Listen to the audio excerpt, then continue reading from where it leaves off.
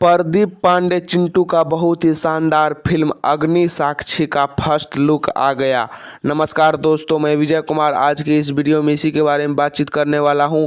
तो वीडियो को लास्ट तक देखते रहे और जो लोग हमारे चैनल MM भोजपुरी को सब्सक्राइब नहीं किए हैं वो लोग कर ले, क्योंकि हमारे चैनल पर भोजपुरी का हर एक न्यूज सबसे पहले आता है। तो दोस्तों, मैं आप सभी को बता देना चाहता हूं कि प्रदीप पांडे चिंटू का बहुत ही शानदार फिल्म अग्नि साक्षी का फर्स्ट लुक आया है, जो कि आप लोग स्क्रीन में देख सकते हैं। और दोस्तों, मैं आप सभी को बता देना चाहता हूं कि इस फिल्म के मेन क्रिएटर में प्रदीप पांडे चिंटू, अक्षरा सिंह और तनुश्री है।